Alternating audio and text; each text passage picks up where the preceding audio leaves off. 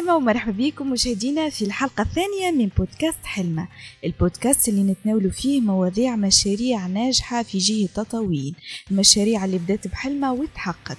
وسعداء باستقبال ضيفنا وصاحب مشروع فواحة لتحويل التوابل والفواكه الجافة سي ياسين الغراب. مرحبا بك سي ياسين. وبيك أكثر يعيشك، وشكرا على الاستضافة في البرنامج الحلو هذايا. يعطيك الصحة. كان تحكي لنا أكثر على فكرتك ومشروعك. فما برشا ناس يمكن تنظر انك انت كيفاش بعد ما قريت معناها مشيت في دومين كنت تنجم تمشي له من معناها من بداياتك، معناها ما هي حرفة أكثر منها معناها نقولوا احنا وظيفة بروفيسيون معناها، فهمتني؟ لكن هذا كله تجاوزته مع الوقت، معناها تتجاوزه يلزمك تخدم، يلزمك ما تبقاش حابس، ما تبقاش معناها تستنى كما قلت لك في فرصة يمكن تجي يمكن لا. زيد اللي تشبح انت كي تشوف معناها للنوعية هذه من البروجي اللي هم معناها نقولوا احنا نوفوتي، ما همش حاجة قديمة، معناها حاجة مستعدة، حاجة جديدة.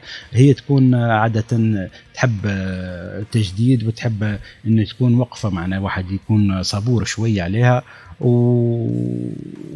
ومعناها وتكون رونتابل مع الوقت، تكون بإذن الله رونتابل. وبدينا احنا في الأولى، بدينا الخطوات الأولى، وإن شاء الله مع الوقت نزيد يحسن الواحد ويتطور. قلت لنا جددت في المشروع، شنو جديد اللي نلقوه في مشروع فواحة؟ مشروع فواحة احنا ركزنا على توجهنا أكثر يعني التعليب متاع التوابل، نخدموا في معناها توتينغام دي برودوي اللي تكون عندنا البسيسة، عندنا نخدموا في بسيسة بنواحة، نخدموا في توابل معناها من راس الحانوت، كركم، نخدموا الكمون، فلفل أكحل، نخدموا كل شيء نرحوه في سير بلاس، ونعلبوا في بارتين، نعلبوها بارتين بوعوها فراك.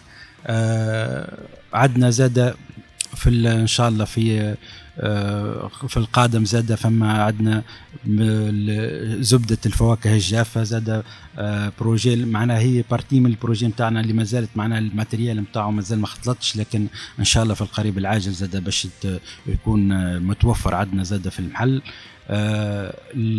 فكرة زادة أنك كنت تكون معناها موفق بين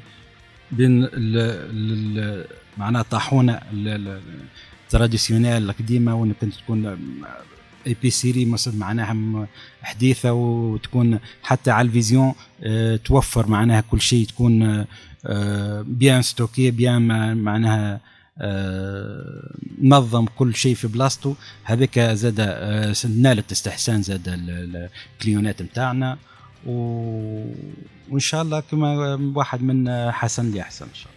صحيح كما الناس كل تعرف البريود هذه الفترة متاع رمضان، الناس كما كل دار تونسية تحضر في العولة رمضان. احنا زاد وفرنا للحرفائنا كل ما لازم رمضان، من بسيسة، من توابل، درع، عندنا درع بنواعه، عندنا زاد بسيسة على بنواحة، عندنا التوابل من راس الحانوت كل شيء بين كعب ولا مرحي ترانسفورمي، كل شيء مخدوم على بتقان ان شاء الله.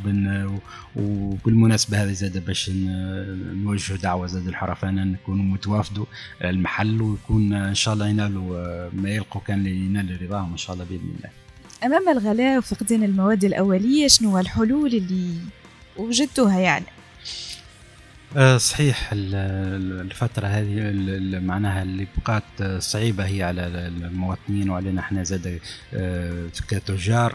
المواد الأولية شحيحة وما هوش متوفرة زاد. احنا والله نحاولوا معنا نوفروا الحرفان معنا كل ما يلزمهم.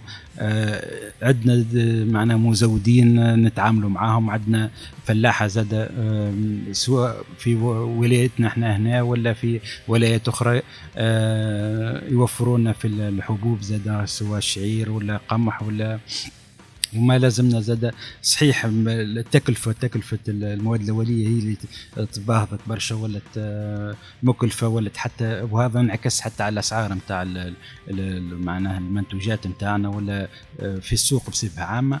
لكن نحاولوا نوفروا ما لازم معناها المشروع متاعنا باش ما ديما نوفروا حاجة بجودة باهية، كاليتي باهية، وتكون زادة في معناها في المتناول المواطن. شنية طموحاتك للمستقبل يعني؟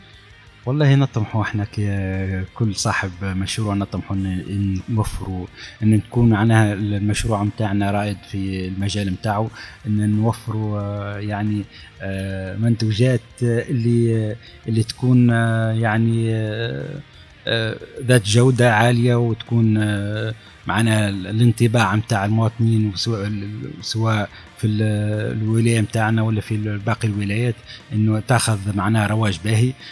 عندنا زاد ان شاء الله نحاولوا نعملوا معناها ديفرسيتي متاع في الجامة متاعنا في البرودوي متاعنا، ولما لا توجه زاد معناها للتصدير، وان نزاد نحاولوا باش تكون المنتوجات متاعنا متوفرة في كل ولايات الجمهورية إن شاء الله. شكرا سي ياسين الغراب، ويعطيك الصحة على حسن قبول الدعوة. عايشك، يعطيك الصحة، ومشكورين زاد على الاستضافة، وإن شاء الله بالتوفيق لكم الكل. شكرا لكم مشاهدينا على حسن المشاهدة، نتقابلوا في حلقة جديدة مع ضيف جديد، في أمان الله.